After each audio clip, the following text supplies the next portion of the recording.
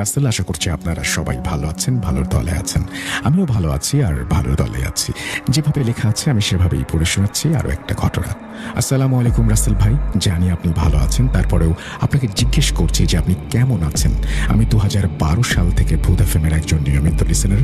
হঠাৎ আপনার শো বন্ধ হয়ে যাওয়ার কারণে আর শোনা হতো না।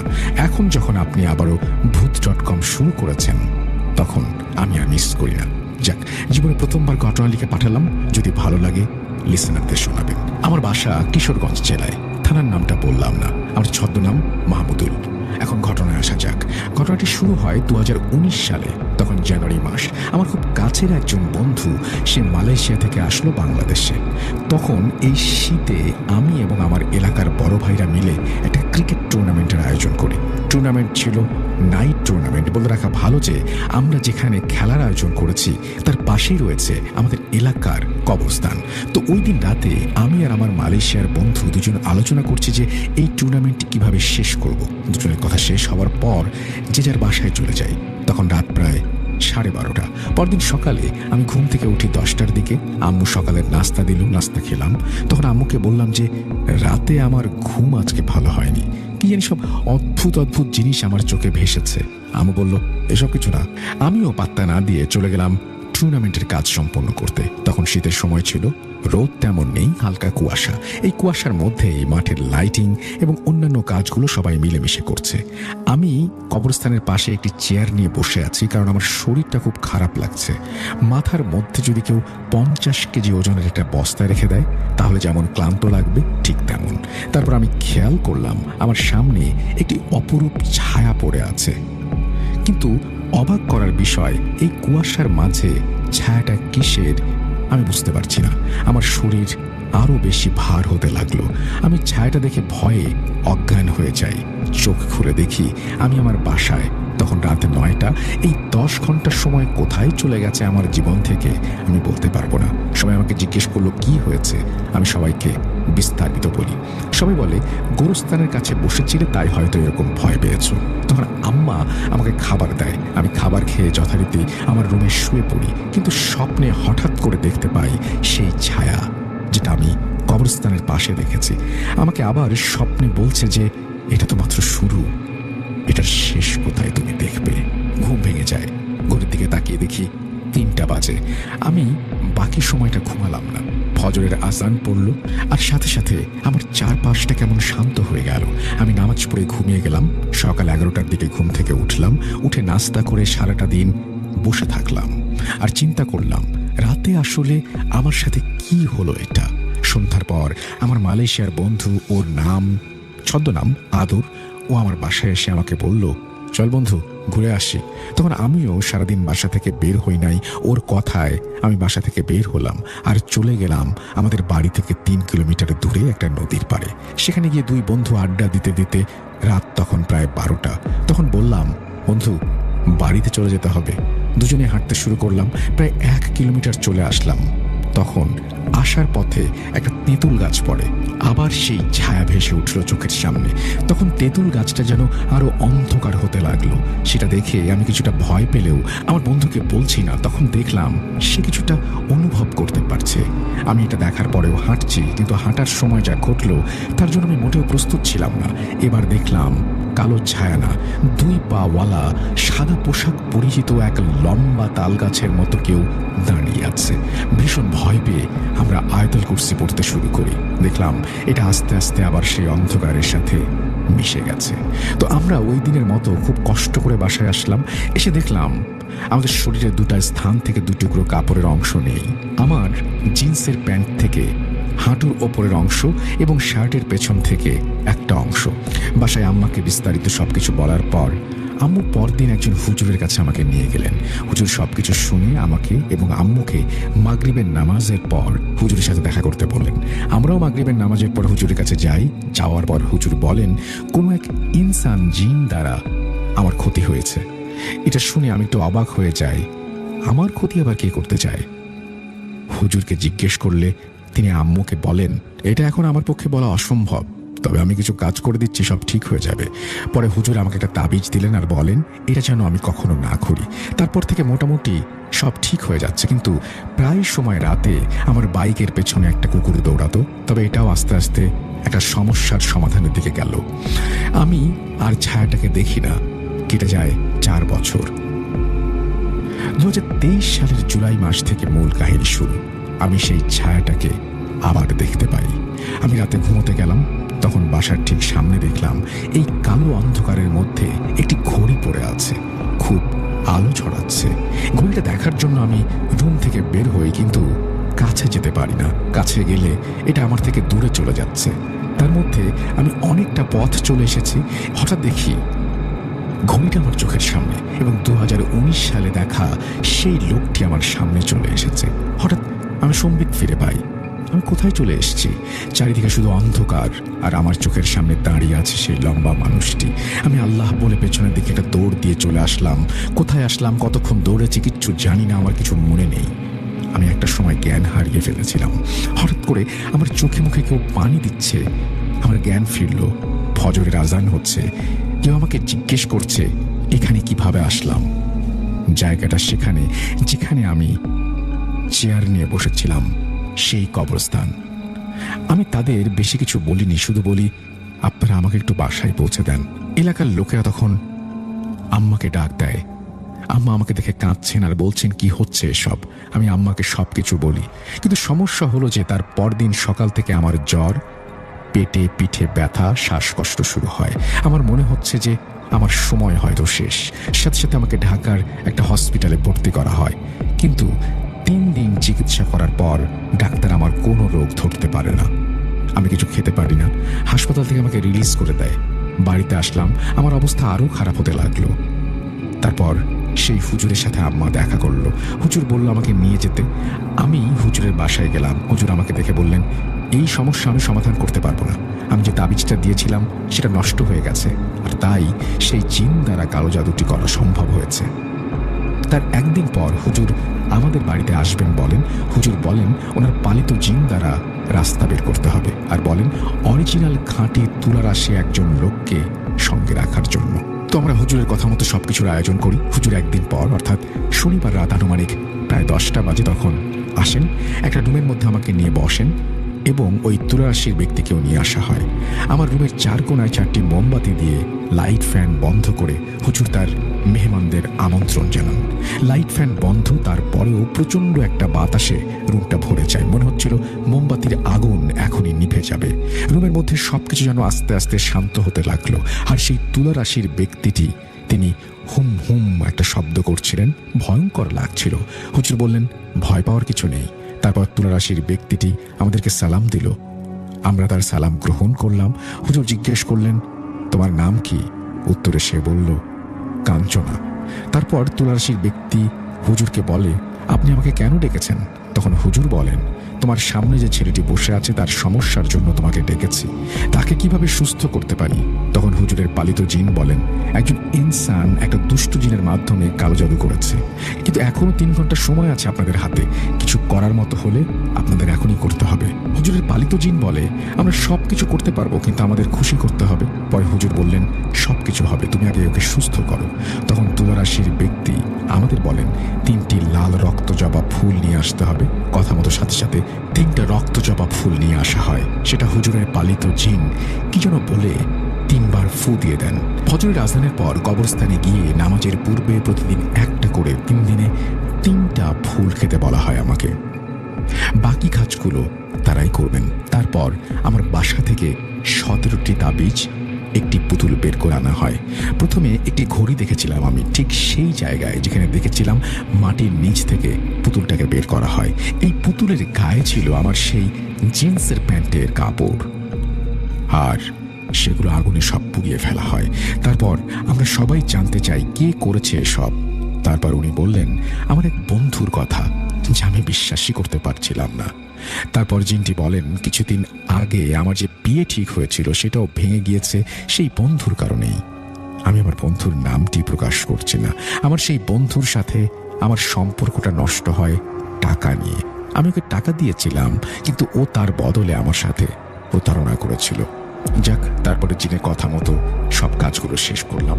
তারপর ওনারা 3 কেজি মিষ্টি আর একটা করে মুরগি আমি যে সময় তার দেয়া ওষুধ খাবো কবরস্থানের ওই জায়গায় রেখে আসতে বলেন।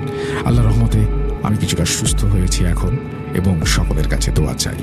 আমাদের ঘটনাটি সিলেক্টেড হলে অবশ্যই জানাবেন। ঘটনাটি পাঠিয়েছেন যিনি, তার নাম গোপন রাখতে বলেছেন, কিন্তু তিনি আমাদের নাম, ঠিকানা, ফোন নাম্বার 3টিই দিয়েছেন। আপনাকে অসংখ্য ধন্যবাদ এই ঘটনাটি পাঠানোর জন্য, এবং যারা কষ্ট করে এতক্ষণ পর্যন্ত শুনলেন তাদের সবাইকেও অনেক অনেক অনেক ধন্যবাদ।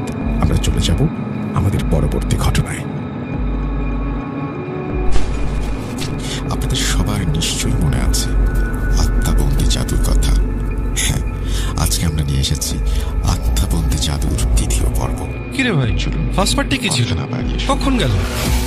ভয়ের রাজ্যে হারাতে গিয়ে পথ হারিয়ে ফেলছেন না তো? জি হ্যাঁ, সবার সাথে আপডেটেড থাকতে এক্ষুনি সাবস্ক্রাইব করে দিন আর ঘন্টা বাজিয়ে দিন।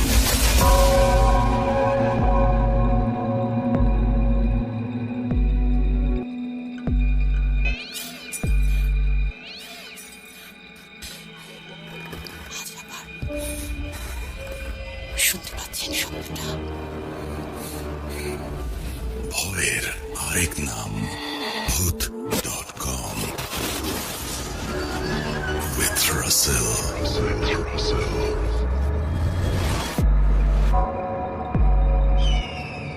Welcome back. আপনাদের সবাইকে স্বাগত জানাচ্ছি আমি রাসেল। আশা করছি আপনারা সবাই ভালো আছেন এবং ভালোর দলে আছেন।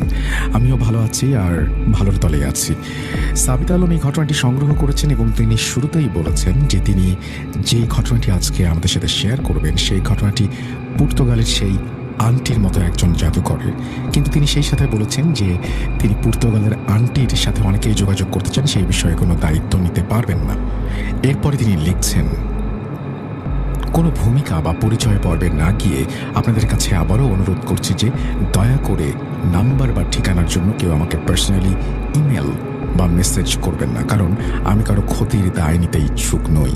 ক্ষমা করবেন। চলুন আজকের এই ভয়ানক কনফেশনের দিকে যাই। ঘটনাটি আমি জাদুকরের ভাষাতেই লিখছি আর আমার লেখার অনিচ্ছাকৃত ভুল ত্রুটির জন্য সবার কাছে ক্ষমা চাচ্ছি। আজকের ঘটনাটি যাকে নিয়ে, তিনি সাবিনা খাতুন। তিনি বলছেন, কেমন আছেন? আজ আমি আপনাকে যে ঘটনাটি শোনাতে যাচ্ছি সেটিকে আসলে নিছক একটি ঘটনা বলা ভুল হবে। এটি আসলে আমার জীবনের এক ভয়াবহ স্বীকারোক্তি বা কনফেশন। আজ প্রথমবারের মতো আমি আপনার এবং আপনার অগণিত শ্রোতাদের সামনে আমার জীবনের এই কালো অধ্যায়টি উন্মুক্ত করছি।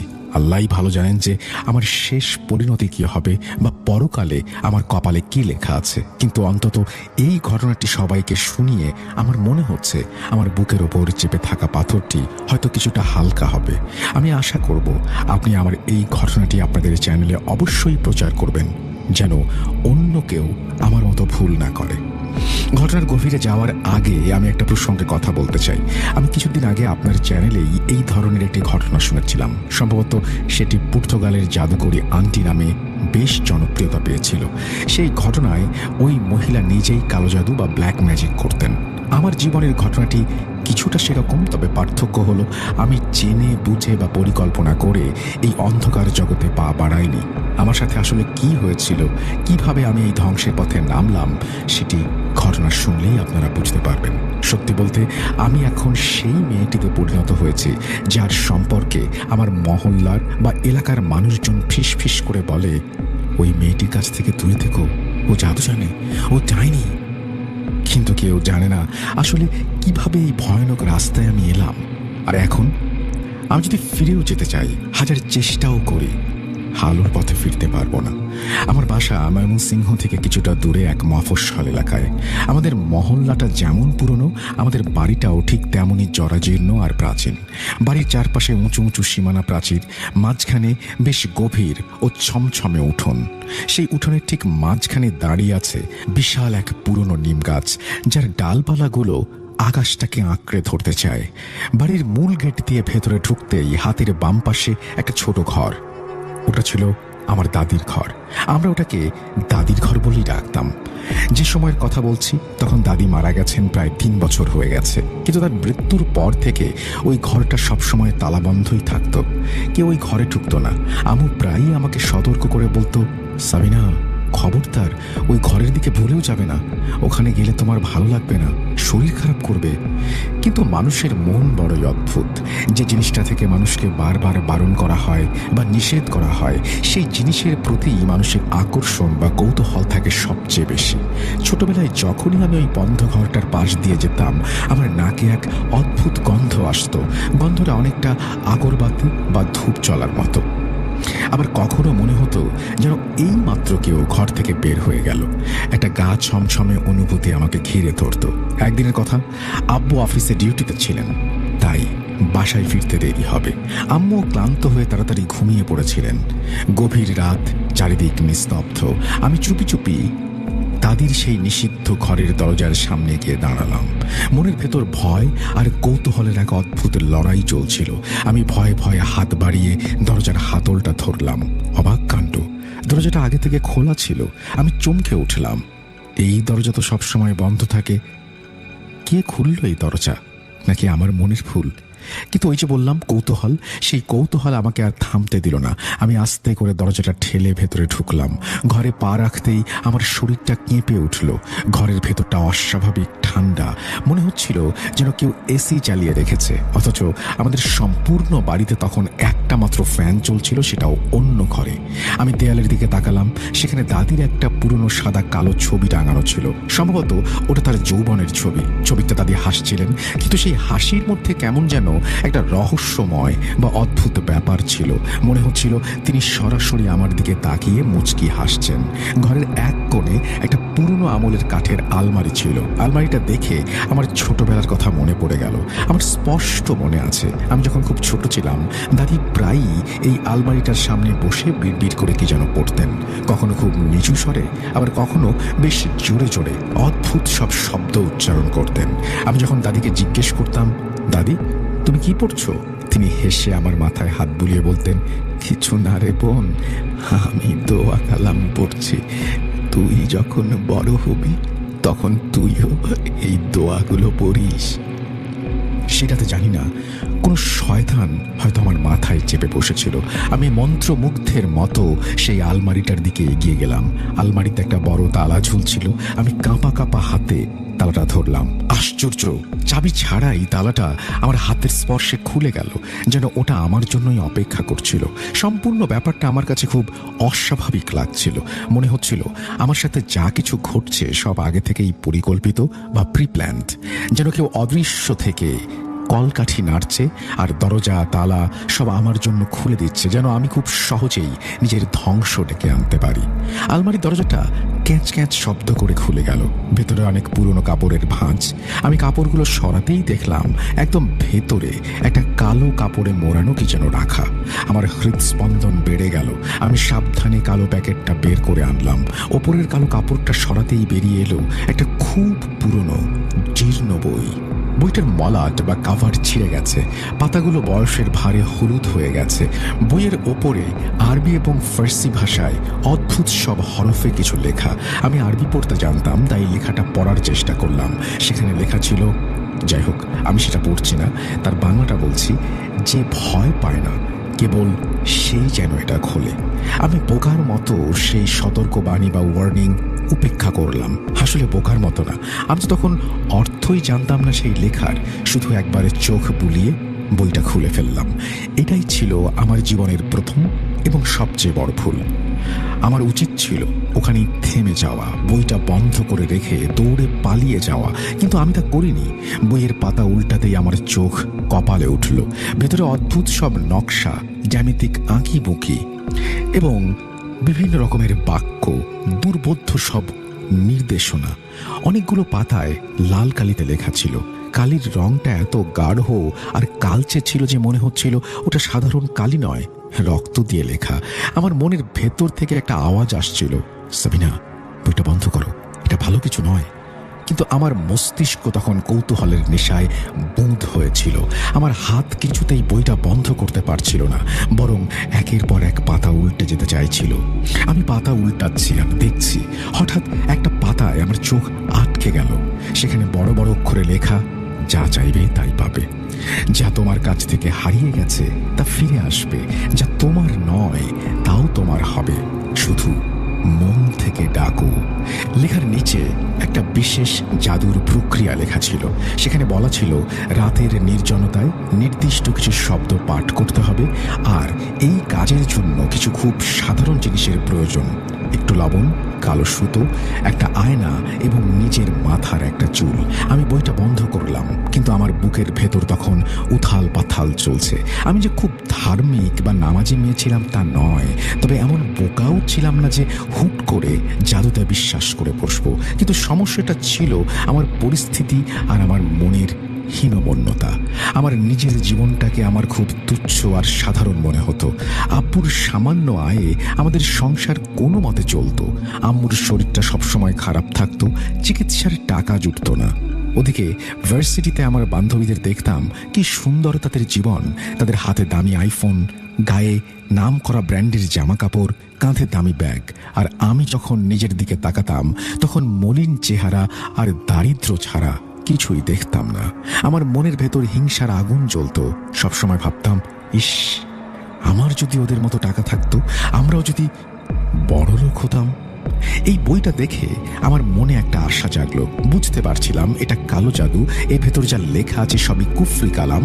আমার বিবেক আমাকে বারবার বাধা দিচ্ছিল, সাবিনা, এই পথে যাস না, এটা ধ্বংসের পথ। কিন্তু শয়তান আমার মগজে ঢুকিয়ে দিল যে বড়লোক হওয়ার, ধনী হওয়ার এর চেয়ে সহজ রাস্তা আর নেই। অনেক চিন্তা ভাবনার পর আমি সিদ্ধান্ত নিলাম আমি এই জাদুটা করব। ধনী হওয়ার নেশা আমাকে অন্ধ করে দিয়েছিল। পরের রাতটা ছিল বৃহস্পতিবার দিবাগত রাত, অর্থাৎ জুম্মার রাত। বইয়ে লেখা ছিল এই রাতটি এসব কাজের জন্য উপযুক্ত। রাত গভীর হলো, বাসার সবাই ঘুমিয়ে কদাকার। আমি আমার ঘরের দরজা ভেতর থেকে লক করে দিলাম, ঘরের লাইট নিভিয়ে দিলাম, শুধু মোবাইলের ফ্ল্যাশ লাইটটা জেলে রাখলাম উল্টো করে, যেন খুব আবছা আলো থাকে। বইয়ে লেখা ছিল এই কাজ খুব কম আলোতে করতে হবে। আমি আমার সামনে একটা ছোট আয়না নিয়ে বসলাম, পাশে একটা প্লেটে কিছু লবণ, কালো সুতো, আমার মাথা থেকে গোড়া সহ উপড়ে নেয়া চুল রাখলাম। সব আয়োজন সম্পন্ন। বইটা আমার সামনে খোলা। আমি বইয়ের নির্দেশ মতো মন্ত্র পড়তে শুরু করলাম। শব্দগুলো উচ্চারণ করা কঠিন ছিল, জিভে আসছিল না, কিন্তু আমি চেষ্টা করে যেতে লাগলাম। বইয়ে লেখা ছিল এই শব্দগুলো 3 বার পড়তে হবে। আমি যখনই পড়া শুরু করলাম আমার ঘরের পরিবেশটা কেমন যেন পাল্টে যেতে লাগলো। আমার ঘরের ফ্যান বন্ধ ছিল, জানালাও লাগানো, অথচ আমি স্পষ্ট অনুভব করলাম ঘরের ভেতর একটা হিম শীতল হাওয়া বইতে শুরু করেছে। মনে হচ্ছিল আমার ঠিক কানের কাছে বা ঘাড়ের পেছনে কেউ ফুঁ দিচ্ছে। আমার হাত পা ভয়ে কাঁপছিল, কিন্তু আমি থামলাম না। পড়া শেষ করে বইয়ের নির্দেশ মতো আয়নায় নিজের প্রতিবিম্বের দিকে তাকালাম। বইয়ে লেখা ছিল আয়নায় তাকিয়ে নিজের নাম বলো এবং মনে মনে সেই ইচ্ছাটার কথা ভাবো যা তুমি সবচেয়ে বেশি চাও। আমি আয়নার দিকে তাকালাম। এক মুহূর্তের জন্য আমার মনে হলো আমার পুরো মুখে নানান ধরনের কালো কালো ছোপ ছোপ দাগ। আমি ভয় পেয়ে চোখ সরালাম, আবার দেখলাম এবার দাগগুলো নেই। আমি সাহস সঞ্চয় করে নিজের নাম বললাম এবং মনে মনে সেই ইচ্ছাটা পোষণ করলাম যা আমি ছোটবেলা থেকে চেয়েছি। আপনারা হয়তো আমার ইচ্ছাটা শুনে হাসবেন বা আমাকে ঘৃণা করবেন, কিন্তু আমার একটাই চাওয়া ছিল সবাই আমার দ্বারা প্রভাবিত হোক, আমার কাছে অঢেল টাকা থাকুক, আমাকে দেখে মানুষ হিংসা করুক এবং আমি যেন সবার মধ্যমণি হয়ে উঠি। যেই আমি এই কথাটা ভাবলাম, আয়নার দিকে তাকিয়ে আমি চমকে উঠলাম। দেখলাম আমার চোখগুলো কেমন যেন সম্পূর্ণ কালো হয়ে গেছে, সাদা অংশটি যেন নেই, ভেতরটা ধোয়ার মতো ধোঁয়াশা। হঠাৎ আমার মাথাটা ভন ভন করে ঘুরে উঠল, চোখের ওপরে অন্ধকার নেমে আসলো। তারপর আর কিছু মনে নেই। যখন জ্ঞান ফিরল দেখলাম আমি বিছানায় শুয়ে আছি। আমার পুরো শরীর ঘামে ভিজে গেছে, এমনকি পরনের কাপড়টাও ভিজে চুপচুপে হয়ে গেছে। আম্মু আমার শিয়রে দাঁড়িয়ে আমাকে চোখ খুলতে দেখে আম্মু উদ্বিগ্ন হয়ে বললেন, হাই সাবিনা, সাবিনা তুই ঠিক আছিস তো? সকালে তোকে ডাকতে এসে দেখি তুই মেঝের উপরে অজ্ঞান হয়ে পড়ে আছিস। আমি আম্মুকে মিথ্যা বললাম, আম্মু, আসলে আজকাল পড়ার খুব চাপ যাচ্ছে তো, রাতে ঠিক মতো ঘুম হচ্ছে না। তার উপর এই খাওয়া দাওয়ায় অনিয়ম করেছি, দুর্বলতার কারণে হয়তো পড়ে গিয়েছিলাম। আম্মু আমার মাথায় হাত বুলিয়ে বললেন, নিজের শরীরের যত্ন নিস মা, ঠিক মতো খাওয়া দাওয়া করিস, এই বলে আম্মু চলে গেলেন। কিন্তু এরপর থেকে আমি একটা অদ্ভুত পরিবর্তন লক্ষ্য করলাম। আমি যে এই কাজটি করেছিলাম বা জাদুটি করেছিলাম তার ফল পেতে শুরু করলাম। পরের কয়েকদিনে আমার জীবনে অবিশ্বাস্য সব ঘটনা ঘটতে শুরু করলো। ইউনিভার্সিটিতে গেলাম, আগে কেউ আমার দিকে ফিরেও তাকাতো না। সেদিন ক্যাম্পাসে ঢুকতেই মনে হলো সবার নজর আমার দিকে। যেসব মেয়েরা আমাকে পাত্তাই দিত না, আমাকে নিয়ে হাসাহাসি করতো, তারা দেখি নিজে থেকে এসে আমার সাথে কথা বলছে, আমার সাথে বন্ধুত্ব করার জন্য তারা পাগল হয়ে উঠছে। বুঝতে পারছিলাম না ওদের হলোটা কি। আগে যারা আমার পোশাক বা চলাফেরা নিয়ে টিটকিরি দিত, এখন তারা আমার পাশে বসার জন্য মরিয়া হয়ে উঠছে। এবং ব্যাপারটা এখানে থামলো না।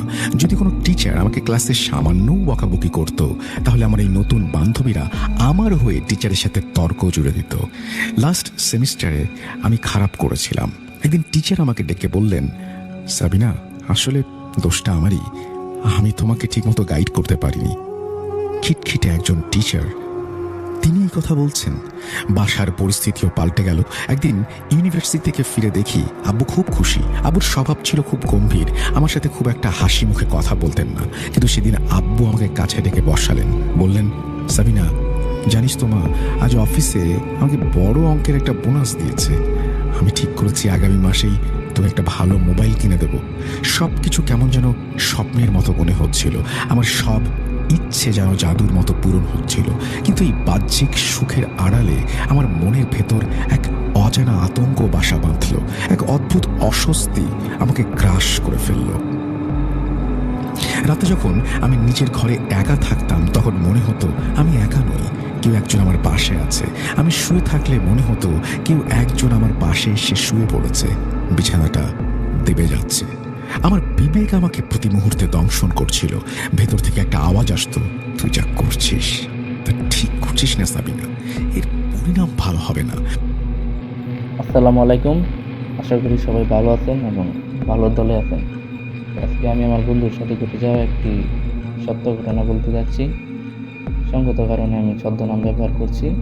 ঘটনাটি হলো নারায়ণগঞ্জ জেলার কোনো একটি অজপাড়া গ্রামের, নদীর পাশের গ্রাম, সাথে একটি পুরনো শ্মশানঘাট। যদিও এখানে এখন কোনো লাশ পোড়ানো হয় না, তো এখন শ্মশানঘাটটা পুরাই ঘন জঙ্গলে পরিণত হয়েছে। তো আমরা ছিলাম চার বন্ধু একটা কাজ করতাম। কাজটি হলো যে ড্রেজারে বালু কাটার কাজ। তো আমরা রাতে সেখানেই থাকতাম। একদিন সে একা ছিল ভিতরে, তো আমরা একদিন তিনজন মিলে আমরা বাজারে যাই। শ্মশানের একটু পরেই ছিল একটি বাজার। তো আমরা সেখানে তাকে রেখে যাই। আমরা কিছুক্ষণ পর যখন বাজার থেকে ফিরে ড্রেজারে আসি, তারপর তাকে দেখতে পাই না। তারপর অনেকক্ষণ খোঁজাখুঁজির পর তাকে পাচ্ছি না। তো আমাদের সাথে একজন ছিল, সে আগে পেশায় ছিল, সে ছিল একজন কবিরাজ। তো গ্রামের পাশে একটি বাড়ি থেকে আমরা একটি আয়না সংগ্রহ করি। সংগ্রহ করার পর সে দেখে তাকে সেই শ্মশান ঘাটের ভেতরে তাকে ফেলে রাখা হয়েছে। তো তখন এলাকাবাসী জড়ো হয়ে তাকে উদ্ধার করা হয় এবং তাকে পানি টানি দিয়ে তার জ্ঞান ফেরানো হয়। তো সকালে যখন জিজ্ঞেস করা হয় যে তার সাথে কী ঘটেছে, তো উত্তরে সে বলে যে সে ভিতরে বসে রয়েছে এবং কিছুক্ষণ পরে একজন মহিলা আসে। মহিলা কাঁধে ছিল ব্যাগ আর অনেক কিছু ছিল। তো মহিলা বলছে যে আমি এই গ্রামের পাশের গ্রামে যাব, তো আমাকে একটু সাহায্য করেন, আমি একা যেতে ভয় পাচ্ছি। তো সে মনে করে যে আমি সাহায্য করি, একজন মহিলা যেহেতু বিপদে পড়েছে। তো সে যখন একটু যায়, প্রথমে সব কিছু স্বাভাবিকই ছিল। যখন শ্মশানের পাশ দিয়ে যাচ্ছিল, তখনই এই মহিলাটা তার আসল রূপে ফিরে আসে এবং সে এটার জন্য দেখার জন্য প্রস্তুত ছিল না। সে এখানে অজ্ঞান হয়ে যায়। যাওয়ার পর তাকে এই শ্মশানের এই ঘন জঙ্গলের ভিতরে নিয়ে তাকে ইচ্ছে মতো তাকে মারধর করা হয়।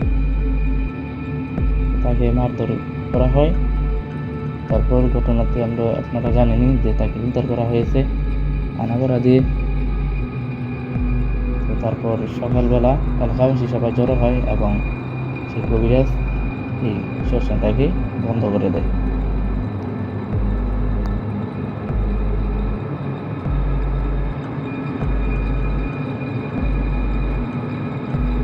ঘটনাটি যেভাবে লেখা আছে আমি ঠিক সেভাবেই পড়ছি। এটা নারায়ণগঞ্জের কোনো একটি অজপাড়া গ্রামের ঘটনা।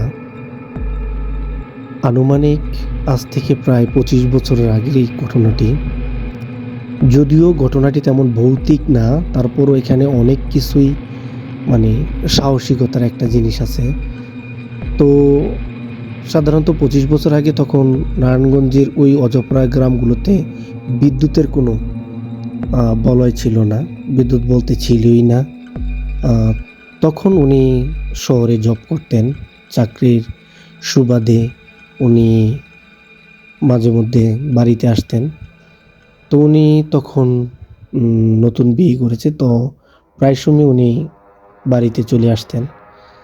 তো ওনার ওই দিনের যে ঘটনাটি ঘটেছে, তো উনি সাধারণত ঢাকা থেকে যেভাবে ফিরে আসে, তো ওনার ঢাকা থেকে ফিরে আসার পথে ওনার প্রথমে একটা গুদারা ঘাট পড়ে, যেটা আমরা খেয়া ঘাট বলি। ওটা পার হয়ে ওনাকে চলে আসতে হয় নদীর পাড়ের রাস্তা ধরে। প্রথমে একটা শ্মশান ঘাট, তারপর একটা কবরস্থান, তারপর ওনার বাসা।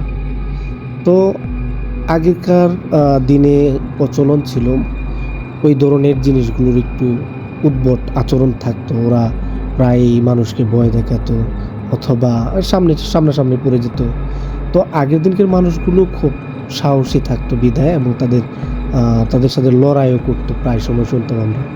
তো উনি অন্তত সাহসী লোক ছিল বিধায়। তো উনি ওই দিন ওনার বাজার ছিল, উনি হাতে করে বাজার নিয়ে আসছিল, কিন্তু বাজার ছিল তার মধ্যে মাছ ছিল। তো উনি ওনার পরিবারের জন্য 2টো বড় ইলিশ মাছ নিয়ে আসছিল, সাথে ওনার কাঁচা বাজার সবজি এবং বাসার জন্য কিছু খাবার টাবার নিয়ে আসতেছিল।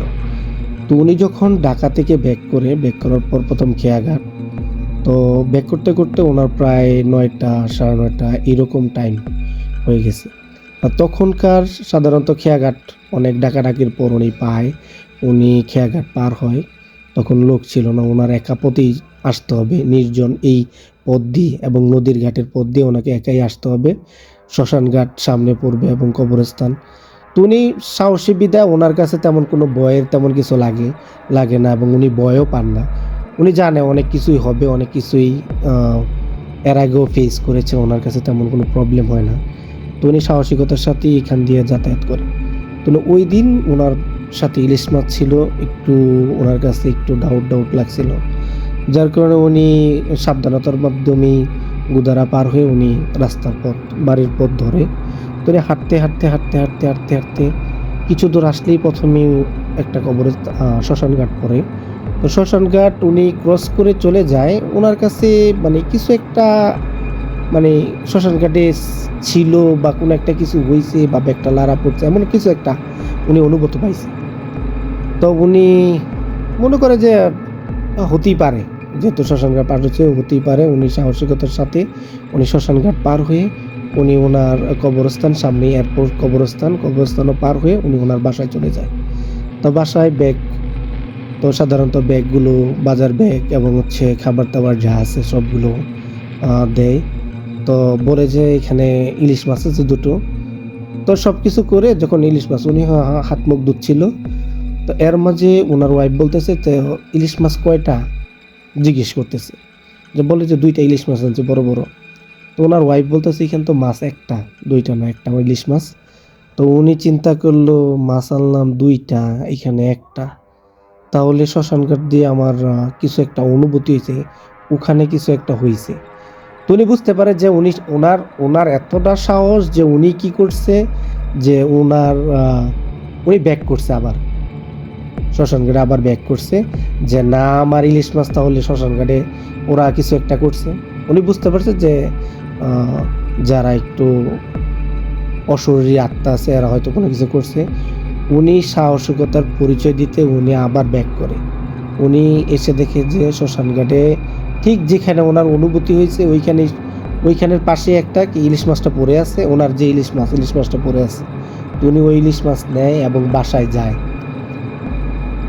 তো উনি যখন ইলিশ মাছ নেয়, যখন বাসার দিকে ব্যাক করে, ওনার পিছন থেকে অনেক আর্তনাদ, চিৎকার, অনেক কিছু উনি শুনে, অনেক ডাকে, অনেকভাবে ডাকাডাকি করে ওনাকে বিভিন্ন কণ্ঠে ডাকাডাকি করে, কিন্তু উনি কোনো সাড়া দেয় না। উনি বাসায় যায়, বাসায় গিয়ে আগে বলে যে আগে ইলিশ মাছগুলো কেটে বলছে যে ইলিশ মাছটা নিয়ে আসছে উনি শ্মশানঘাট থেকে, বলছে ইলিশ মাছটা কাটে এবং কাটার পর বলছে যে এটা দিয়ে আমি ভাত খাবো আজকে।